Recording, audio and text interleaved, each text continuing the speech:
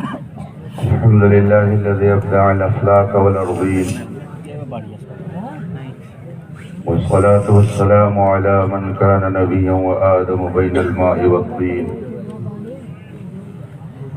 وعلى آله الطيبين وأصحابه المطهرين وعلماء أمته أجمعين، أما بعد. أعوذ بالله من الشيطان الرجيم. بسم الله الرحمن الرحيم. إنما يخشى الله من عباده العلماء. صدق الله العظيم وصدق رسوله النبي الأمين الكريم، ونحن على ذلك لمن الشاهدين والشاكرين، والحمد لله رب العالمین۔ منبر پاک پر تشریف فرما علماء ذوی الاحترام، سادات کرام، طلبہ علوم نبوت، حاضرین باوقار، بالخصوص گرامی مرتبت عزت مآب شہزادے خطیب البراہین حبیب العلماء حضرت علامہ مولانا الحاج الشاہ محمد حبیب الرحمن صاحب قبلہ دامت برکاتہم العالیہ، السلام علیکم ورحمۃ اللہ تعالی وبرکاتہ۔ بلا تاخیر آئیے ہم اور آپ رسول کائنات فخر موجودات علیہ تحیت و ثنا کی بارگاہ قدس میں درود و سلام کا نذران عقیدت پیش کریں اور پڑھیں۔ اللہم صلی علی سیدنا و مولانا محمد معدن الجود والکرم وآلہ الکرام اجمعین۔ حضرات، آج کا یہ عظیم الشان اجلاس عرص نظامی کے عنوان سے منعقد ہے۔ ہندوستان کے مختلف خطوں سے لوگ کشا کشا ایک ایسی آبادی میں جمع ہو گئے جہاں آنے کے لیے بہرحال کچھ نہ کچھ دشواریوں کا سامنا کرنا پڑتا ہے، مگر اللہ کے اس محبوب بندے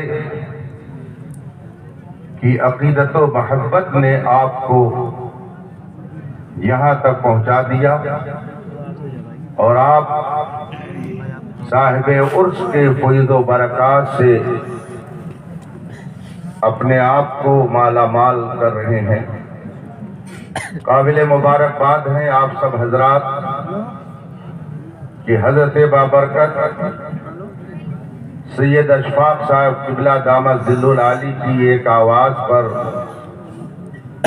آپ نے اس طرح لبیک کہا کہ حضرت صاحب سجادہ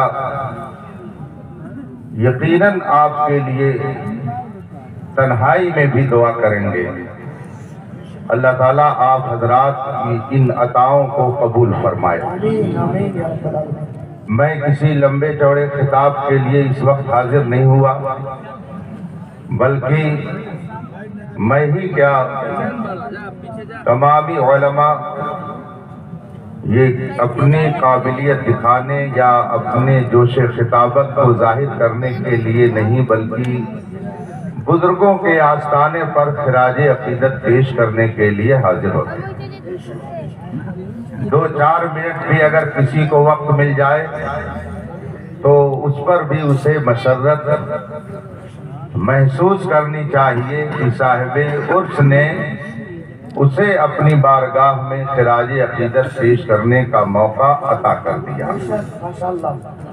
حضور خطیب البراہین کے فضائل و مناقب اور ان کے درجات کا ذکر انشاءاللہ یوں ہی قیامت تک ہوتا رہے گا اور ان کے فیضان کا چشمہ یوں ہی ابلتا رہے گا۔ میرے سامنے ایک موقع پر ہندوستان کی ایک مشہور خانقاہ کے شیخ طریقت نے بیان فرمایا، جہاں میں تقریباً 7 سال تک تدریسی خدمت انجام دے چکا ہوں۔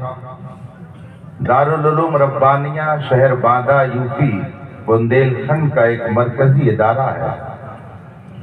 حضرت بابرکت تلمیذ صدر الشریعہ علامہ سید مظہر ربانی صاحب قبلہ کبھی کبھی پرانی یادیں تازہ کرنے کے لیے علماء کو بٹھا لیتے اور وہ پرانی باتیں سنا کر کے اپنے تجربات سے لوگوں کو محظوظ فرماتے تھے۔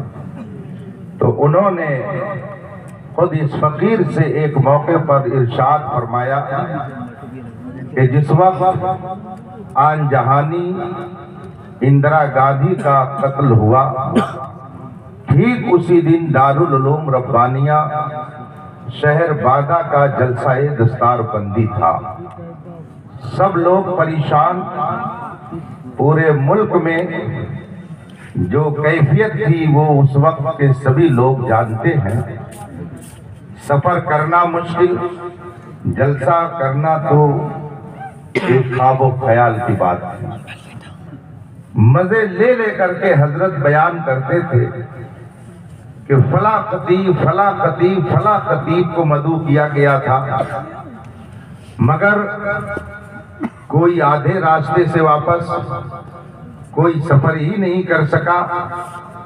ایک ذات حضرت خطیب البراہین صوفی نظام الدین صاحب کی تھی کہ اس حالت میں بھی انہوں نے باندہ کا سفر فرمایا، اور ان کی حکمت عملی ذرا سنیے، ہو سکتا ہے آج بھی ہم لوگوں کے کام آئے کبھی اس طرح کی بات ہے۔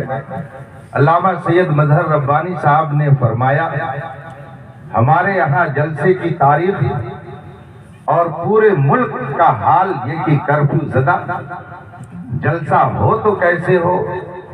انہوں نے فوراً تدبیر نکالی اور ایسی شاندار تدبیر نکالی کہ جلسہ ہوا عین اس موقع پر، اور سارے خطبہ جواب دے گئے، مگر ایک صوفی خطیب البراہین صاحب پہنچے تو حضرت علامہ سید مظہر ربانی صاحب نے مجھ سے فرمایا، میں نے صوفی صاحب سے کہا کیسے آپ نے اس حالت میں سفر کرنا گوارا کیا؟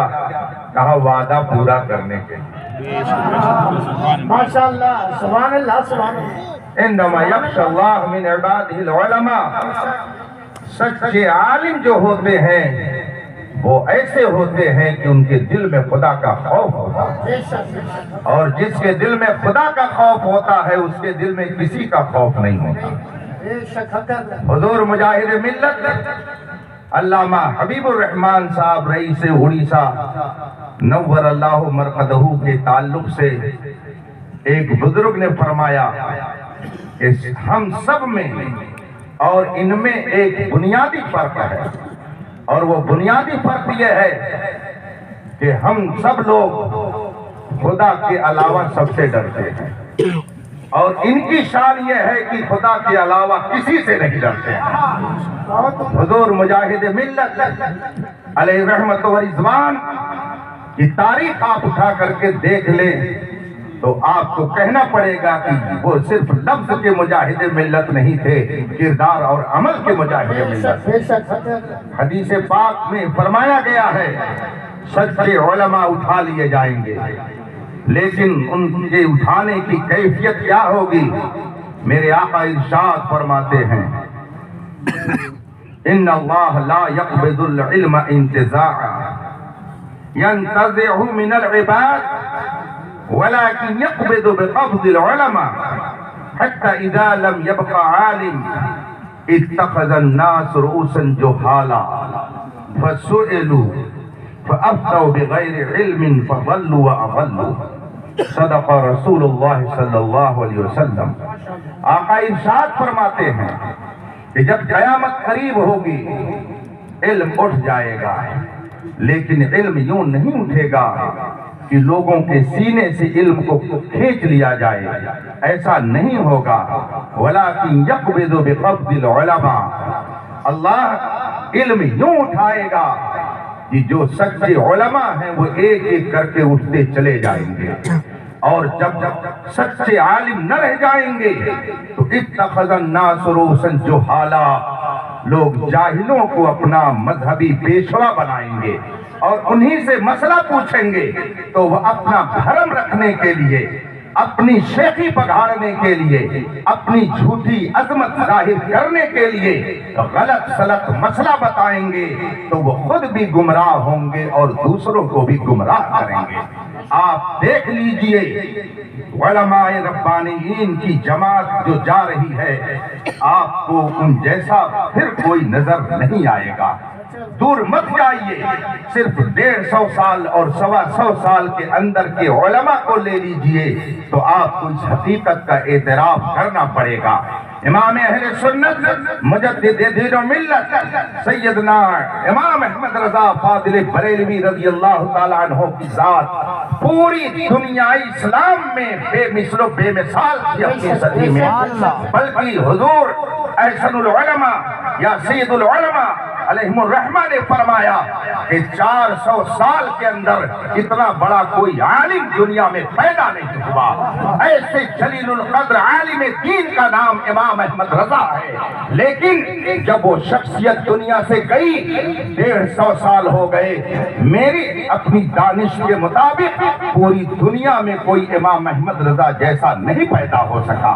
امام احمد رضا قدس سرہ کے خوشہ چینوں میں، ان کے مستفیدین مسترشدین میں، ان کے فیض یافتہ لوگوں میں جو علماء ربانیین تھے، ان میں سے ایک ایک کا نام آپ لیجئے تو آپ کو آج کہنا پڑے گا کہ جب وہ گئے تو ان جیسا بھی بعد میں ہم کو کوئی دیکھنے کو نہیں ملا۔ یہ خانقاہ اشرفیہ کی چوٹھا شریف کے عظیم نمائندہ حضور محدث اعظم ہند ہیں، جو اعلیٰ حضرت کے فیض یافتہ ہیں، وہ دنیا سے تشریف لے گئے۔ پورے ہندوستان میں کوئی دوسرا محدث اعظم ہند کے پائے کا نظر نہیں آیا۔ حضور صدر الشریعہ مصنف بہار شریعت دنیا سے تشریف لے گئے، آج تک ان کے دور سے لے کر اب تک کوئی دوسرا پورے ہندوستان میں صدر الشریعہ جیسا نظر نہیں آیا۔ حضرت ملک العلماء علامہ ظفر الدین بہاری علیہ رحمت و رضوان دنیا سے تشریف لے گئے، جن کے بارے میں اعلیٰ حضرت فرماتے ہیں کہ فلاں علم ایسا ہے کہ پورے ہندوستان میں تنہا یہی اس کے جاننے والے ہیں اور کوئی دوسرا عالم نہیں ہے۔ ایسا جلیل القدر عالم دنیا سے گیا، پھر ہمیں دوسرا کوئی ملک العلماء دیکھنے کو نہیں ملا۔ جبل پور کی سرزمین پر حضور برہان ملت تھے، مگر وہ جب دنیا سے گئے تو آج تک ہمیں کوئی دوسرا برہان ملت دیکھنے کو نہیں ملا۔ یہ وہ شخصیتیں تھیں جو اعلیٰ حضرت کے در سے فیض لینے والی تھی، جب یہ گئیں تو ان کے بعد ان جیسا نہیں ملا۔ اور پھر اس کے بعد میں تیسری پیڑھی آئی، جن میں حضور مجاہد ملت، حضور حافظ ملت، حضور صدر العلماء، حضور شمس العلماء، مصنف قانون شریعت، مصنف البشیر الکامل، حضور حافظ ملت، مصنف کتب کثیرہ، یہ وہ شخصیتیں ہیں کہ جب یہ دنیا سے گئیں تو ہم میں کوئی نہ دوسرا حافظ ملت دیکھنے کو مل رہا ہے، نہ مجاہد ملت دیکھنے کو مل رہا ہے، نہ شمس العلماء دیکھنے کو مل رہا ہے، نہ صدر العلماء دیکھنے کو مل رہا ہے۔ اور جب یہ شخصیتیں گئیں، پھر ان کے بعد کی پیڑھی جب آئی تو ان میں حضور تاج الشریعہ ہے، حضور فقیہ ملت ہے، حضرت شیخ القرآن ہے اور حضور خطیب البراہیم ہے۔ یہ وہ شخصیتیں ہیں کہ آج آپ اپنے ماتھے کی نظر کو اٹھا کر کے دیکھ لیجئے تو ان جیسا بھی اس وقت آپ کو نہیں نظر آئے گا۔ اور میں جو حالات دیکھ رہا ہوں اس کی روشنی میں کہہ رہا ہوں کہ آج جو یہ پاکیزہ شخصیتیں نظر آ رہی ہیں، ان کی قدر کرو، ورنہ کل ان جیسا بھی تمہیں دیکھنے کو نہیں مل سکتا۔ سبحان اللہ، سبحان اللہ، سبحان اللہ۔ سچے قیامت قریب ہے، اس لیے آپ علم کی قدر کریں، علماء کی قدر کریں۔ آج پرکھنے کا معیار بدل چکا ہے، جو لمبے لمبے بال رکھ لے، 10 انگلیوں میں انگوٹھی پہن لے، 1000 تسبیح گلے میں ڈال لے اور ایک وقت کی نماز نہ پڑھے، اور کوئی اس کے پاس پہنچ جائے تو آنکھ نیچے اوپر لال پیلی کر کے دکھائے، تو سامنے والا سمجھتا ہے کہ یہ بہت پہنچا ہوا ہے، یہ بہت پہنچا ہوا ہے۔ شاید ایسے ہی لوگوں کے حال کو دیکھ کر سلطان الواعظین علامہ عبد المصطفیٰ اعظمی علیہ الرحمہ نے فرمایا تھا، آیا اگر جلال تو روٹی کے واسطے، دکھلایا اگر کمال تو روٹی کے واسطے، یہ لمبے لمبے بال تو روٹی کے واسطے، تسبیح ذوالجلال تو روٹی کے واسطے، محفل میں آئے حال تو روٹی کے واسطے، یہ سرخ ہے رومال تو روٹی کے واسطے، لائے کہیں سے دال تو روٹی۔ پیمانہ بدل چکا ہے، پیمانے لوگوں نے اپنے طور پر بدل لیے ہیں۔ وہ سمجھتے ہیں کہ عالم ولی ہو ہی نہیں سکتا ہے، عالم اور ولی کیا مطلب، یہ لوگوں نے سمجھ رکھا ہے۔ اسی لیے ہمارے بزرگوں نے جو معیار ولایت رکھا تھا، لوگوں نے اسے بدل ڈالا، لوگوں نے اسے بگاڑ ڈالا۔ آپ بزرگان دین کی تاریخ پڑھیے، ان کی تعلیم پڑھیے تو آپ کو معلوم ہوگا ولایت کیا ہے۔ رسول پاک کے قانون پر سختی سے عمل کرنا، یہی در حقیقت ولایت ہے۔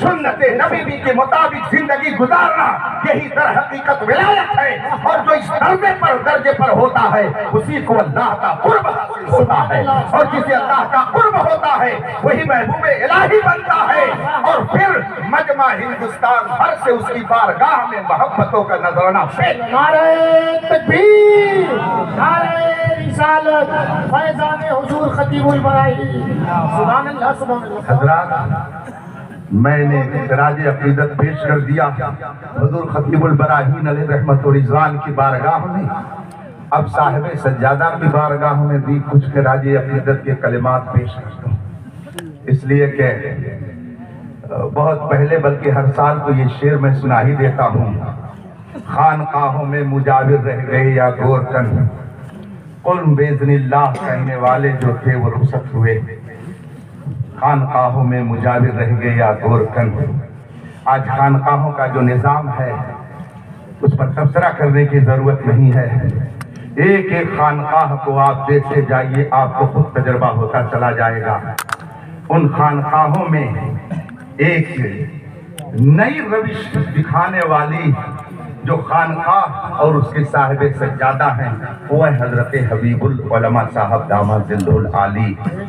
لوگ یہ سمجھتے ہیں کہ پیر نے بس ہاتھ جھموایا، خدمت کرائی، نذرانہ لیا اور چل دیا، مگر حضرت خطیب البراہین علیہ رحمت و رضوان کا فیضان ان کے شہزادے پر اتنا زیادہ ہوا کہ یہ چلتے رہتے ہیں تو کتاب لکھتے رہتے ہیں، سفر میں رہے تو کتاب، گئے مریدوں کے درمیان تھوڑا سا وقت مل گیا تو بیٹھ گئے لکھنے کتاب، رات کا وقت ہے تو بیٹھ گئے لکھنے کتاب۔ کتابوں کے تعلق سے، اشاعت دین کے حوالے سے جو کتابوں کے ذریعہ دین پھیلاتے ہیں، ایسے ہی لوگوں کے لیے فرمایا گیا ہے کہ شہیدوں کے خون سے ان کے قلم کی روشنائی کو تولا جائے گا، تو ان کے قلم کی روشنائی شہید کے خون پر غالب آ جائے گی۔ اس کی شرح کرتے ہوئے علماء نے فرمایا شہید اپنی جان دے رہا ہے، اللہ کے راستے میں اپنا گلا کٹا رہا ہے، خون بہا رہا ہے،